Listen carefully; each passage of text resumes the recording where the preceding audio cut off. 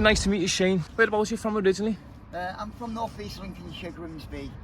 I lived there for, say, 20 years of my life.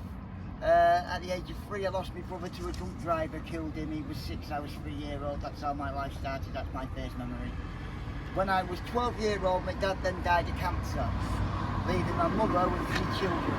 My older brother, myself, and my younger brother, Gary. 3 years between me and my younger brother, and 6 or 7 years between me and my older brother. And my older brother settled down with his girlfriend, leaving me and my younger brother at home with my mum, who got multiple sclerosis. I was just turning 13. She also got arthritis and spondylitis, which is a condition to do with your back. So at the age of 13, I left school to look after my mum in a wheelchair. 17 years I stayed at home with my mum in that wheelchair. She got diabetes. She got put into a home because rapid response was coming in every couple of days, finding out that she was falling all the time. So they put her into the home to find out what was going on. Found out it was diabetes type 2, so they said it was too much for one man to deal with. So they put me into the home and kicked me out on the street because I wasn't on the rent. That's where I started on the street. How long have you been homeless then, Shane? About 9 years now. 9 years? Yeah. My mum died in 2020. She gave up. She wouldn't take a tablet, she wouldn't get out of bed, she would not eat, she would not do much. She gave up because I'd made a promise to her that I wouldn't put her in a home. Yeah. They forced my hand. So, yeah. I'm not going to stand and deny that I'm not on drugs, because I am, because to get a night's sleep I have to take drugs. Yeah. Yeah. Out here I've seen too much to be able to shut my eyes at night safely. Yeah. So I'm not on hard drugs I used to be. Yeah. I've managed to sort my life out where I'd say cannabis or a bit of spice now to sleep. Something to block out the pain. Yeah. How does spice affect you, Shane? When I first started taking it, it was chemical imbalance to your brain, sending you like tripping and just a total different thing. You could be talking to people, but you can't see them and they're not actually there. You're talking to somebody else. Yeah. After being on it about 3 years now, it's just like cannabis to me. I'll have a joint and it just sends me to sleep. It's dangerous stuff though, Shane, isn't it? Are you going to try and get off? I understand your situation. I understand that you want to block out the pain. Yeah. I get that, but that's a dangerous substance. The reason I use spice is because it got me off the heroin and the crack. Now, I didn't want free habits. If I could smoke spice and it stops me injecting heroin and crack cocaine instead of just smoking a split, then I'll do that all day long. A lot cheaper as well, Shane? Yeah, it is. It cost me £10 to £20 a day, where before it was costing me £150 a day. Yeah. How do you make your money, Shane? Do you have to beg? I have to beg, yeah. That's how I get my food and that's how I get my money from my drugs and that. I don't lie. Yeah. Because I'm not a person, I wasn't made to steal off people, I was made to work, I wasn't made to... No, you're a decent person, Shane, I know that, you're just bad circumstances. That's it, we all get bad circumstances. Yeah. How's your mental health, Shane? Bad. Do you think that's from your brother's death? Yeah, my brother, my dad, and then spice, that doesn't help that. No. That. Definitely not. That doubles it, really. Yeah, definitely. Do you feel safe at all on the street, Shane? No. That's why I won't stay in the city centre, because when I first came here 7 years ago, I had this torch. 2 lads walked up and poured lighter fuel over him and set the light for it. We've heard this. Yeah. There's too many tents are getting set on fire, aren't they, in Liverpool city centre? It's absolutely shocking. Yeah. What, I have got plans. My plans are to go to Scarborough. My brother's in Scarborough. He was on drugs as well. My younger brother I spoke to, Gary, 15 years he's been off drugs. He got in touch with a lady on the internet who was a carer. And he moved down to Scarborough. Now he didn't use methadone or Subutex like he did to get off drugs. He went into the pharmacy and he took a load of travel sickness drugs and stuff like that. Yeah. Ended up in the hospital tripping and not very well, but from that he got abstinence of drugs. Since then he's been abstinence of drugs and been asking me for 5 years to go down there to help me out. Oh, that's I nice. wouldn't go and put it on his shoulders or on his toes, if you like. Yeah. So now I'm in a better frame of mind, in a better place. When I'm not taking heroin or crack cocaine or anything like that, I can now go down there, settle down in a room for a couple of months and then get work in the season when the sun comes. Yeah. That's my plan. That's good. I hope you're... It's nice that you've got your brother there to look out for you, Shane, isn't it? But, you know, I've heard this before, you don't want to be a burden, but I'm sure you know burden, mate. It's brotherly love, isn't it? You know, we've got to look out for each other. What would you say is the most valuable lesson you've learned, Shane, since being on the street? Valuable lesson? Keep the chin up and move on. Just go on. Every day's different. There's never an end point. You know, you can never sit there and cry and think to myself, oh, this is it, this is the end, I've had enough, because 2 minutes down the line, you could walk down the line and find £100 in an envelope, or somebody could come up to you and take you for a meal. Or life is very strange, and God works in mysterious ways. Made me more religious. Being homeless. Really? Yeah. Really, yeah.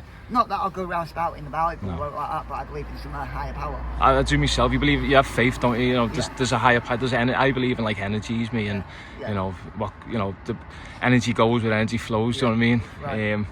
And I believe what you put into life, you'll get back out. You'll get back out, yeah. But how can the general public help you, Shane? They already do, to be fair. It's the same as what you're doing yourself. I get many people. Saturday night, a guy come here about 3 o'clock in the morning. What do you call it? Just Eat. Yeah. Brought out 2 big bags full of burgers and chicken mayos and all sorts, and fed me for the night. Yeah. So when I get people bringing me quilts and blankets and that, and that's that good. kind of thing. Yeah. Taking you for a hot meal. Yeah. Now that's when people think it's great, getting sandwiches and drinks from shops, but it doesn't feed you properly. You need a hot meal in your belly on the night time. So to go to a chippy, even if it's just a bag of chips, a burger. Yeah. So one warm meal a day will get you by every day. I'm going to come tonight, come back with a hot meal for you. I said that before this, so you're not just. I'm not just saying that. The coat you've got on, people might say, "Oh, he's got that. I've just got you that coat as well." I'm not bragging, but people do say, "Well, he's got, you know." This one I've got on. The one I've got on underneath were donated to me. I came back to my tent and there were 2 big black bags full of clothes. The trousers I've got on, the trainers I've got on, the clothes that I wear is what's been donated to me. You shouldn't have to explain, but people comment. They know, because they see you in trainers or yeah. Look at him with his jacket on. He's got a better jacket than me or trainer than me. You don't get that. You sat there and somebody's had to bring you that. You've had to thank them for it and take it into your heart and lose that. Because pride is a big thing. To have to take from people when you've worked all your life. It's hard. Did you work, Shane? Yeah. What did you do? I did. I left school at the age of 13 to look after my mum. Oh, of course, It's the same thing. Yeah, clearly, yeah. I couldn't go to college. I couldn't finish my exams. I had to stay at home. I had to look after mum. I had to put her in the shower. Terrible I had to do things where circumstances. it was horrible. She cried to me, the empathy, because she couldn't deal with the fact that son had to take care of her, do them things that she should be doing. We've heard this, you know, it's just sad circumstances, you know. You've left school at 13 through no fault of your own. You've had to look after your mum because of your dad and your brothers have, you know. My mum was struggling as it was. She had 4 kids. Well, 3 when Gerald Lee died. 3 kids to look after when her husband died of cancer. I was 12 years old. Sad. I think the oldest son was 15. You know, your mental health spirals, you use to block out that pain. It's a vicious circle, you know, and there's just, you know, there's no help out there really, is there? For mental health, for free mental health. Needs to be a thing, and that's something I'd love to do. Yeah, you get yourself in situations as well you don't need to. Like 15, I was abused because I was running away from the fact that I was having to do the things I was with my mum.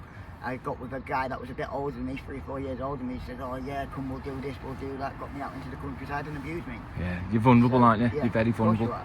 You put yourselves in them situations. Yeah. You don't understand. You think you're more intelligent than what you are as a young man.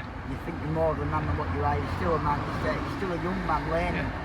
You don't realise. You think you know everything. You don't. We've all been there at 15. We think we know better, don't we, mate? Yeah, but are the council not helping you out at all? No, that's why I'm here, because if I go on there, the council will come and take your tent. I've seen your tent. On there, the council will come and take your tent. Yeah. Anywhere that's a property, a store or something, the council will come and remove your stuff, everything. They won't leave you a note, they just come and take the lot, you come back and it's gone. 7 tents in 3 months I had gone. Wow. So I was told by Bargain and the Lidl to put it here because this is council property. Yeah. It's not private property of the shops or something, so they can't ring up and say, "Yeah, I want this removed." So as long as the council don't remove it, you'll be fine on here. What about Whitechapel? Whitechapel have been down to see me. They came when the storm was here, told me that it was fully booked. They'd fully booked all the hostels and all the hotels and that they come back the next day. To wait between 7 and 8, I waited in the rain for an hour, they didn't turn up. They came last weekend, took me to the Brownlow Hotel. I spent 2 days in the Brownlow Hotel and then put me in Florence House, which is a hostel. But it's like that, it's a move on spot. You get there for a couple of weeks, you've got to move on somewhere else. If they can't get you in somewhere else, you're back here. What do you think of the hostels, Shane? Horrible. Absolutely horrible. They're wrong. Mixing with other addicts. Mixing with other addicts, no, it's all wrong. Yeah. Totally, because you're doing yourself no favours. I do better out here on the tent on my own. I get clean when I'm out here on my own. As soon as I get in one of them places, mate, I'm fucked. I'm absolutely fucked because you've got people knocking on your door. It might be just for a visitor to start with, but then they're getting paid and they're asking you where they can score from and this and that, and you're doing well. Yeah. But that's all it takes for you to say, oh well, fuck it, I've got nowhere to live for anyway. So I've heard this, and people are saying they feel safer on the street than they do in a hostel, in an HMO, because of that. You're not locked behind the door. You can go where you want then. Out here you can run where you want and do what you want. When you're locked inside a room, you've got nowhere to go. But at the same time, you don't want to be here, do you, Shane? You don't want to be here. It's unsafe. At the same time, you shut your eyes at night. You don't know who's going through your pockets or what they're doing to you when you're waking up. It's inhumane. What's one of the worst things that's happened to you, Shane, while you've been on the street? That first night in Liverpool when that guy got set alight. Really? I hear his screams in my dreams. Because he screamed, I woke up to him screaming and set alight. Police, ambulance, fire brigade, all there putting him out, trying to fucking save him.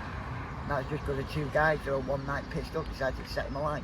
Just absolute scumbags, aren't they? Yeah. Absolute scumbags. Hopefully, Same in Blackpool. I was in Blackpool. The guy was laid out on the boots steps. Two bouncers from the club come out one night and kicked the fucking living daylights out of him, put him in hospital. They set up a charity for him. It's only about 6 years ago. Yeah, it was on the radio and everything. Set him up a charity, put him in a hotel and that. Only young lad, he was only about 18, 19 years old. Nearly killed him. Sad, isn't it? Sad. Just because they thought it was good to beat somebody up when they was pissed up. As if they haven't got it hard enough. Exactly. Suicide rates with homeless is ridiculous, and we don't hear about this. Yeah. We hear about the, Men don't speak up. No, men don't speak Men are up. a big thing of pride. Yeah. They won't speak up. Yeah. It's like the white chap, I'm not dissing them out, but the first time they came out to my tent is when they found out I had a lady in my tent. Because my mate brought a girl that was sleeping on the street. I said, yeah, put her in your tent for a couple of days. She's in the doorway, she's got no blankets for her. I said, okay, she can get in here with me, I don't mind. So she did, and the next day Whitechapel was here asking where she was. I thought, I've been here a fucking month, mate, you're not even bothered. Yeah. So do you find out there's a lady in your ear? They prioritise women, don't they? Yeah. Which, I mean, it is understandable, it's very unsafe for women, but... Yeah, of course it is. Men are struggling as well. Yeah. We're all in the same boat. Yeah. Anything you'd like to say to the general public that might judge you, Shane? Just think before you judge. Take a good long look and think before you judge. Yeah.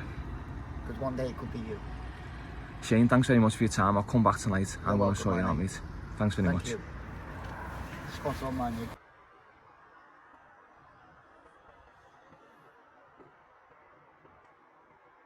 You should subscribe to Addict Media.